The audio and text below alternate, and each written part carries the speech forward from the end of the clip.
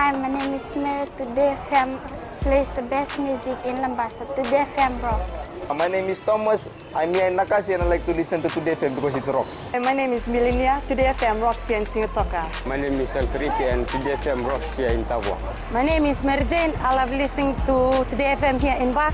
Today FM rocks. My name is Ilay Tiambal and I love listening to Today FM. Today FM rocks. In the news tonight, 12 officers suspended in SKP investigation. AG slams false statistics in Parliament. And later in sports, teams countdown to start of new 7th season. From the studios of FBC Suva, Akosita Pale. The police commissioner has suspended 12 officers without pay pending the outcome of the internal affairs investigation into the escape of 5 remand prisoners from police custody at the Suva courthouse cell block on Tuesday. Brigadier General Sitiven Gilio says he has banned 5 regular officers and suspended 7 special constables without pay effective immediately. Based on the Internal Affairs Unit preliminary investigation, the officers were directly involved in the handling and escape of the remanded prisoners. The police commissioner has revealed all the escapees were brought in from the west and the officers responsible were supposed to take them to the Suva Remand Center before appearing in court. However, this was not done. And also those receiving them there, not accounting for them well in the diary entries, their movement and all that. And they realized hours later that initially 4 were missing, and then later on in the night and they realized 5 were missing. So diary entries and all that were not done in accordance with the standing operating procedures that we have. Brigadier General Ngiliho says prisoners escaping police custody is unacceptable and this points to laxity of the lowest level and the officers must be disciplined immediately. Why were they not handcuffed when moved around? I need to be told those things. If there's lack of equipment, there's enough funding given by government for me to be able to provide my officers. If they are found guilty of negligence of their duties, allowing these remandees to escape, they have no place in the Fiji Police Force. They will be removed from the Fiji Police Force. Meanwhile, the first escapee, Suliano Rokosuka, has been arrested and 2 people are being questioned for harboring him. However, the hunt continues for Emosimbalen Rokonroka, Niko Talimaitonga, Maika Tovangone and Chona Dhaningalova, who are still on the run. Harboring escapees is an offense, and you will be in trouble for doing that. And we won't stop just because we've arrested the 4, we'll stop there. No, we'll go into looking at everybody who harbored them during their escape.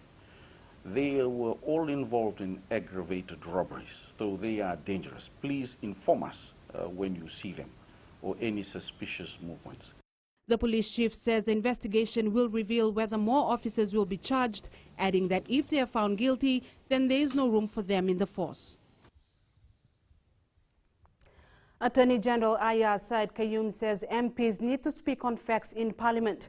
This as he stated that comments made by opposition members about Fiji First winning by 147 votes is not correct. Said Kayum says opposition members are misinforming the public as the Fiji First won by majority. Ali Kimbia reports. Providing clarity on the margins of the 2018 general election results, Ayaz Said Kayum confirms the percentage difference of the total votes won by the 3 major political parties. Let me remind those on the opposite side. Fiji First has a majority of 50.02% of the votes. Sodelpa has 39.85%. NFP with only 7.38%. That's a big difference. Said Kayum says Fiji First has 13,000 more votes than Sodelpa and NFP combined. Sodelpa should remember, Madam Speaker, that 273,000 Fijian voters rejected them. Approximately 420,000 voters rejected NFP and told them that they are not fit for Parliament. While making his maiden speech, an emotional Said Kayum said how his wife stood by him and his family as they absorbed all the racial and religious slurs made against them. Madam Speaker, she was and is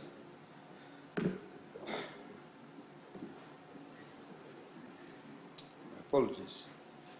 A wonderful wife, partner, friend and companion. Said Kayum stated that his parents are also ordinary people, but for them to be included in social media abuse is unacceptable. Ali Kimbia, FBC News. Fijians have been assured the opposition will scrutinize and criticize the government when their actions require criticism. This assurance was delivered by NFP leader Biman Prasad in his maiden speech in Parliament, adding the opposition will also offer alternative policies to the people. Opposition MP Biman Prasad has reminded the government that they are the loyal opposition and they will continue to challenge the government on issues affecting the country. I have said that we will scrutinize and criticize because that's the opposition's job. That's the opposition's job. The government also has a job in this parliament.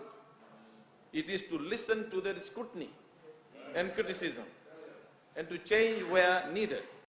Prasad, who secured the fourth highest votes in the election, advised the government to be gracious, generous and talk about the future. He also took a swipe at Employment Minister Parvin Kumar, calling him a millennium mayor during his time as the mayor of Ba. What did our millennium mayor say 12 years ago about the 1997 Constitution? Madam Speaker, a concept which must not be allowed to fail, a concept which allows us to embrace our shared future. And now, Madam Speaker, our millennium mayor is happy to save and sing praises of his leader, the very person who led the overthrow of that constitution. But he has missed the point. The point is, at that time, 1997 constitution was better than 1990 constitution. That is what he's not saying. That is the truth. That is not coming out. And I want him to tell that at that point in time, the whole world knew that 1997 constitution was better than 1990, and that's what I've quoted. But now we have moved on. We have moved on and he's still stuck there. Meanwhile, Prasad says the government has a responsibility to work positively for the country, build national unity and show respect to the opposition as the alternative government. After more than 3 decades away from Parliament, opposition leader Sitiveni Rambuka's maiden speech today took on a conciliatory tone. The former military commander congratulated Prime Minister Vorenge Bainimarama on his win and urged him to work together with the opposition ranks to recreate Fiji as the way the world should be. Maggie Boyle has more. I congratulate the Prime Minister.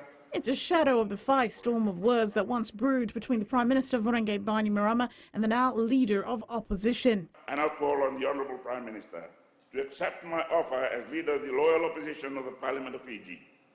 The two of us as co-leaders of 87 and 2006 respectively, to work together and give back to the people of Fiji, the Fijians, a country they can all be proud of, a land of hope and glory to endure whatever befalls. May God bless Fiji forevermore. In the same breath, Rambuka also making it known that they still have a few cards to play in spite of the election results. Those with Delpa and our fellow opposition party, the National Federation Party, are sitting here. We do so without prejudice to our right to file a petition in the Court of Disputed Returns regarding the 2018 general election processes and results within the time allowed by law. Adding that whatever the outcome, they will abide by the law. I assure the nation that SODELPA will follow the rule of law in the process to be undertaken by a legal team in the courts. It was a new Rambuka, promising to lead a strong, loyal and law-abiding opposition for all Fijians. Maggie Boyle, FBC News. The use of our mother tongue in Parliament should be allowed, says Opposition Member of Parliament Lenora Ngernger-Tambua. Ngernger-Tambua, the only female from National Federation Party who made it to Parliament, says Fiji's language and indigenous traditions are unique and needs to be recognized. Catherine Krishna has more. I hope that the government... In her maiden speech, Lenora Ngernger-Tambua says under the current standing order, MPs are prohibited from speaking their mother tongue, but this needs to be changed. This is the people's house after all. So how is it that we, the people, cannot use our own languages here? These are the languages we learned at birth. These are the languages in which we express our most intimate feelings. Why should this house only be a place for people who can speak good English? Ngernger-Tambua says interpreters and translators are currently used in court, and so should the Parliament. Meanwhile, SODELPA MP Andi Lithiang Gioni Baravi echoed similar sentiments. It is unprecedented unprecedented and totalitarian, and I doubt if this rule exists in any other parliament in the world over.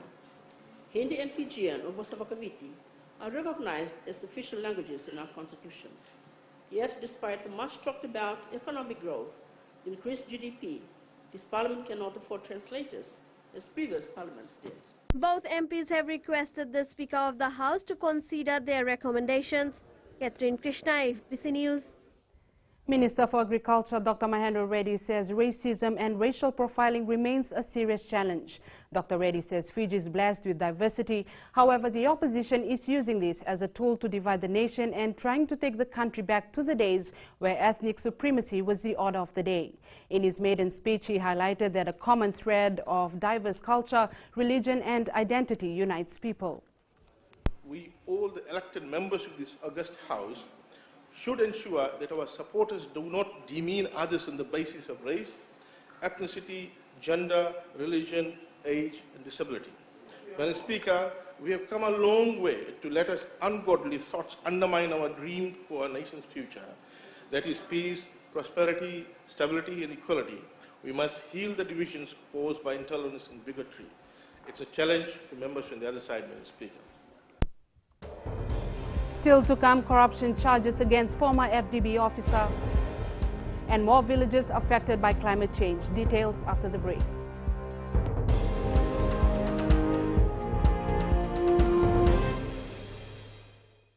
Bula, nevang gomal kay leloma, gongai nakas untuk makarong ng Bula FM, nambang dua na sere. Hoya ubasit sai lambasa. Yang untuk talita na warong ng Bula FM nambang dua na sere. Guya Dr. Meli ako na tao no hinga toka. Talita kina na warong ng Bula FM nambang dua na sere. Warong tuma ng Bula FM nambang dua na sere nawaluan. Na vengo fani na tao no go singa toka. Kita untuk talita ka ng Bula FM nambang dua na sere. Bula FM nambang dua na sere.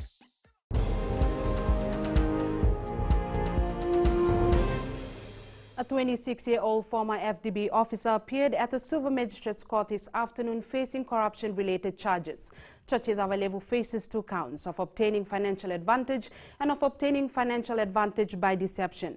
It is alleged over the past year he misrepresented terms and conditions stipulated in an approved FDB loan offered to Tevita Misaravu and knowingly obtained an illegal financial advantage of $4,000.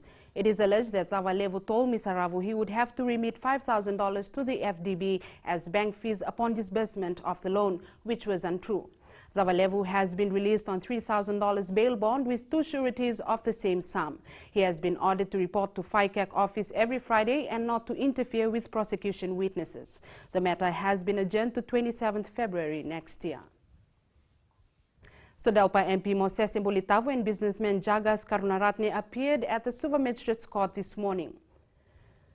Both men are free on bail and today a variance was made to their reporting conditions as they await a retrial on charges of sedition. They now have to report to police only once a month. It is alleged that the 2 spray-painted words in different places between Nausori and Suva with seditious intention. The matter has been adjourned to 26 February 2019. Climate change, particularly sea level rise, is a major threat to our coastal communities. One such community not immune to the impact of sea level rise is Navunievu, which consists of 2 villages. Eleanor Turangeviu has more. Waitambo and Tadilevu village lie side by side along Boa's coast in Vunolevu, sharing one shoreline, the same shoreline that's been eroding for years now. This used to be part of the village green, all flat. You can see how much of it has been eaten away by the sea. The waves have destroyed our foreshore. Look at what it's done. Only recently, villagers say, has the erosion become more intense as the sea level continues to rise and waves become bigger. Today, homes are on the edges of the shoreline. Now, when there are big tides, the seawater enters villages and some homes as well. We are helpless. We are looking for ways to stop the seawater from coming into our homes. Along the village foreshore lies big slabs of concrete, stones and rocks, the remnants of what used to be the village seawall, torn down by waves which continue to push into the village. We urgently need a new seawall. Some families have moved their homes further inland as the sea level rise is more now compared to before. We fear the impact it will have on our livelihood. Villagers fear displacement as the sea level continues to increase, with global estimates predicting a 20-centimeter rise by 2020. They have started mangrove planting along their foreshore as they race against the rising seas. Eleanor Turangaibiu, FBC News.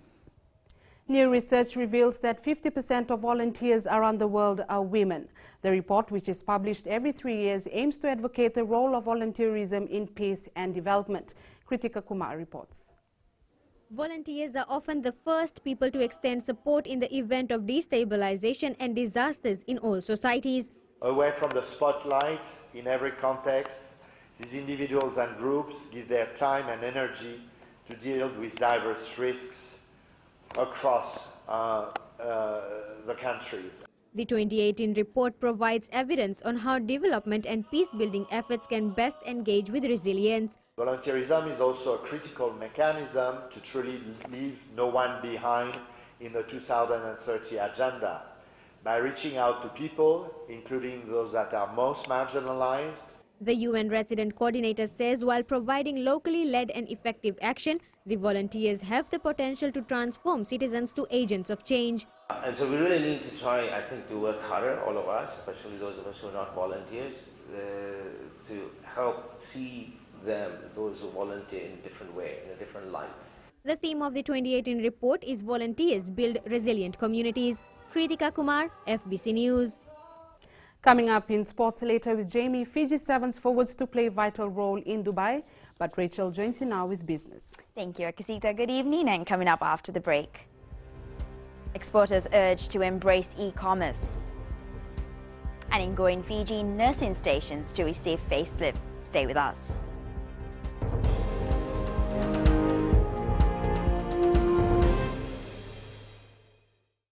Lola, I am Eleanor. For the best classic hits, I only listen to Gold FM here in Singapore.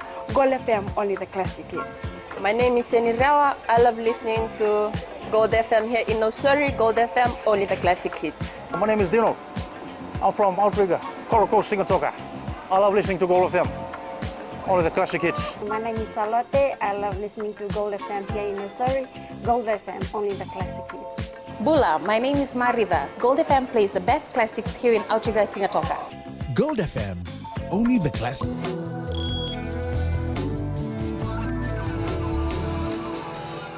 Leading business tonight, the Fiji Export Council believes small and medium enterprise exporters need to embrace e-commerce in order to expand their businesses. Chief Executive Chone Davubate says while e-commerce is new to Fiji, it is the future. He adds it's also a cheaper option for these startup businesses. Rather than carrying high overheads in terms of advertising, and, they have online options and, basically trading online. There's been a lot of plans for Fiji to, move towards e-commerce. The Tanoa Hotel Group held its awards last night to recognize employees who have shown exceptional work this year. This was also a night for the Tanoa Hotel management and staff to reflect on this year. The staff and management were given certificates based on their performances. They work hard, and then we need to recognize our people. They are, they're the most important for us. The chairman, Mr. Reddy, always recognizes our people, and we always feel that we need to do this. And we now join Sharon from HFC Bank with the latest from the money world. The forex market was heavy on US-related news. The US GDP numbers for the third quarter released this morning indicate the economy grew at a real rate of 3.5%. This marks 36 consecutive quarters of positive growth, which began at the end of 2009. But US core personal consumption expenditure dropped to 1.5% for the third quarter, while the new home sales for the month of October came in at only $544 million.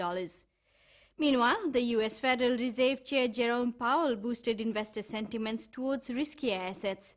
He suggested that Fed's interest rate hike cycle may come to an end faster than initially anticipated. That critical comment by Fed chair got the market going and saw currencies in the FX market react across the board. And that's it from HFC Bank. Vinaka. Thanks, Sharon. On to the exchange rates as it was set this morning. The Fiji dollar was generally on the rise today against the Chinese yuan, the US dollar, the Kina, the euro and the Japanese yen, but slipped slightly against the Aussie and Kiwi dollar. As for the commodities market, oil decreased in price to close at $50 per barrel. Gold was up by $7 to close at $1,222 per ounce, and silver closed up at $14.33 an ounce.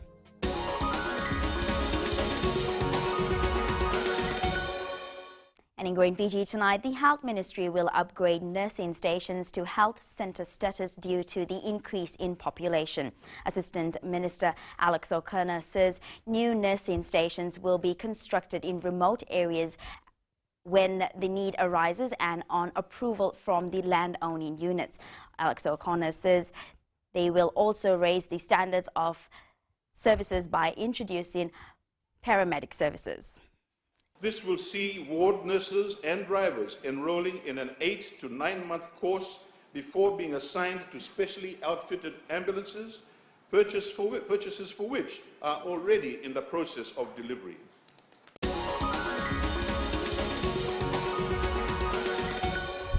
And that's a wrap from the business desk for tonight. Jamie joins you now with sports.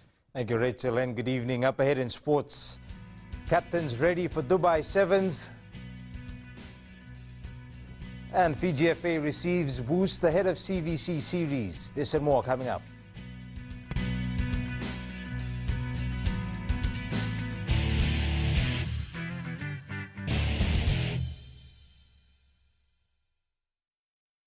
Hi, I'm Jyotishma. I'm from Singatoka. I love listening to Mirchi FM. Mirchi FM is hot.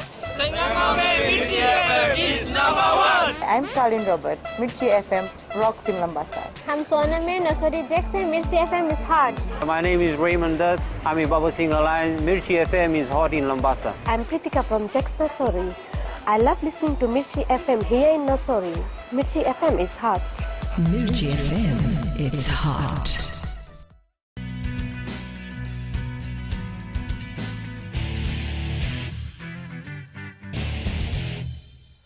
Fiji Airways men's sevens coach Gareth Baber says his forwards will play a vital role in the pool games against Scotland, France and Kenya at the Dubai Sevens. Baber says players like skipper Kalyone Nasoko and Sibuloni Mudinathangi will lead the forward pack and will need to be at the best right from kickoff. Meanwhile, Baber is expected to name his final squad for the tournament later tonight. Look for avenues where you can get wins across the game via the strength and power of your forwards, which, saps the energy of opposition. Almost, I use the analogy of it being like a boxing match. You've got to pick how you weaken the opposition.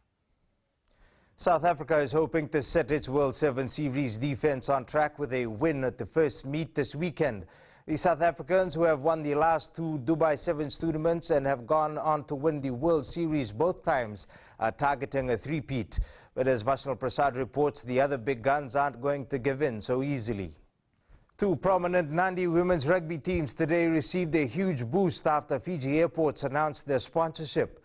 Fiji Airports has become the naming rights sponsor for the Nandi Aviators and Nandi Blazers women's teams. The organization believes they have a responsibility to help create gender equality by providing opportunities for women to excel. The sponsorship has been hailed a gigantic boost for women in sport. We thank the Nandi Aviators executives for believing in gender equality and an equal playing field, and also establishing a women's side as well, so that the growth of rugby in Nandi is of paramount priority. I would urge more companies to come on board and sponsor women. And it's a great pathway, and we want them to know that they are always important, and today it's all about equality. The Vodafone Fiji football women's team has made history by qualifying for the final of the OFC Nations Cup in New Caledonia. Fiji thumped Papua New Guinea 5-1 in the semi-final and plays New Zealand in the final on Sunday. Vaishal Prasad reports. Pillay Garments, the major sponsor of the Champion vs. Champion series, is backing the tournament once again, today handing over a $26,000 check to the Fiji Football Association. Fiji FA Chief Executive Mohammed Yusuf says with this funds, Lautoka and Ba have been given a preparation and transport grant. He says the winner of the series will walk away with $5,000, while the runner-up will get $1,000. The two matches between Lautoka and Ba will be held tomorrow at 7:30 p.m. and at 3 p.m. on Sunday at Churchill Park.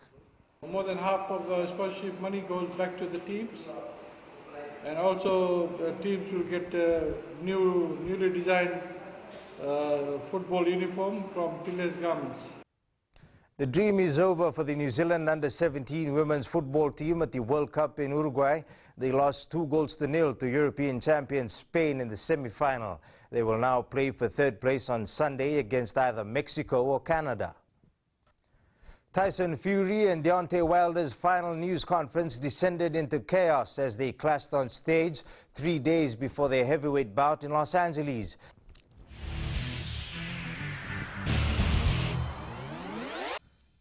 Now to the play of the day. In the Tiger vs. Phil competition at Shadow Creek Golf Course in Las Vegas, Phil Mickelson hits his 137-yard tee shot to 5 feet, then leaves the birdie putt short.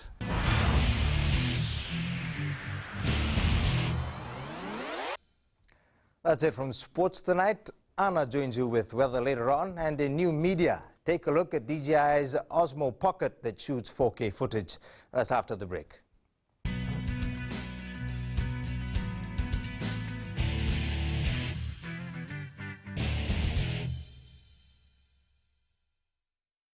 Narang golesenia, Obama kita nakas, dorong bina kape on radio Fijuan, nandomo ibit.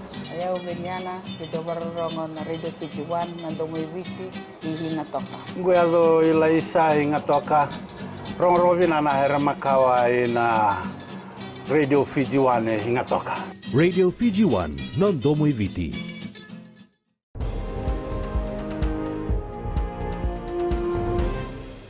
In new media, a pocket-sized 4K resolution camera called Osmo is tailor-made for people who love to shoot and share without worrying about shaky shots. We now join Anna with the latest in weather.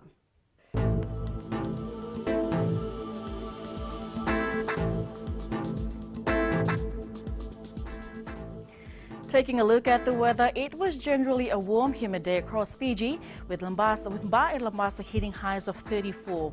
In the west, after some scattered morning cloud, the day turned sunny and hot under generally clear skies. Eastwards from Pacific Harbour to Suva, generally sunny with some morning and afternoon cloudiness.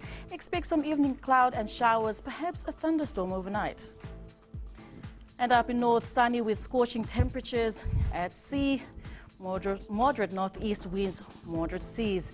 The next high tide is at 12:41 a.m., followed by low tide at 7:11 tomorrow morning. Sunrise is at 6:21 a.m. Outlook for tomorrow, generally fine early in the day, followed by a chance of some showers late in the day, especially along eastern shores. Looking ahead to Saturday, mainly fine conditions. And that's it from the Weather World. Thanks, Anna. In Fijian Pulse tonight, we asked, are we doing enough to end violence against women and children in our communities?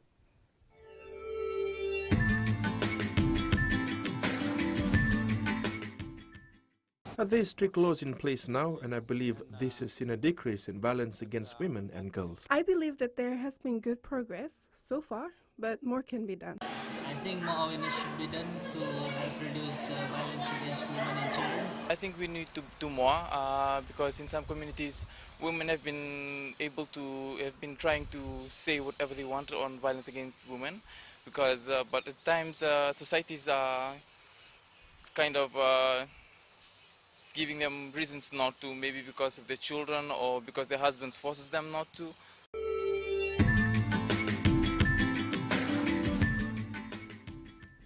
In the world of the weird and the wonderful, how would you feel if you buy a second-hand item and discovered millions of dollars stacked inside it? Well, a man bought a storage unit from Storage War Star and found $7.5 million.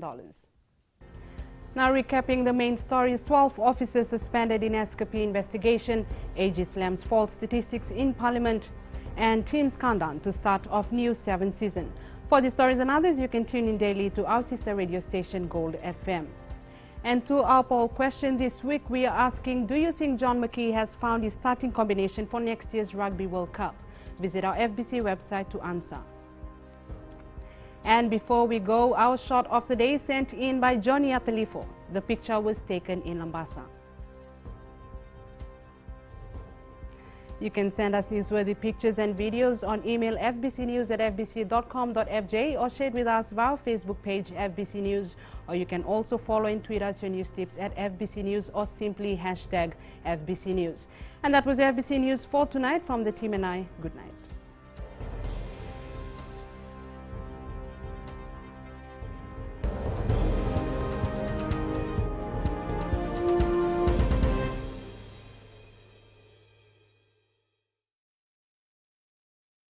मैं नवनीत नंद नंबुआ लुम्बुआ से। जैसे trainee north मशहूर है, वैसे radio Fiji 2 भी सभी जगह मशहूर है। रेडियो फीजी 2 देश की धड़कन। सीमा नकाशी से मैं रेडियो फीजी 2 पसंद करती हूँ सुनने के लिए। रेडियो फीजी 2 देश की धड़कन। मैं हूँ अंकल किंग सिंगाटोका टाउन के टैक्सी ड्राइवर। जैसे रग्बी फेमस है, वैसे रेडियो फीजी 2 फेमस है। रेडियो फीजी 2 देश की धड़कन।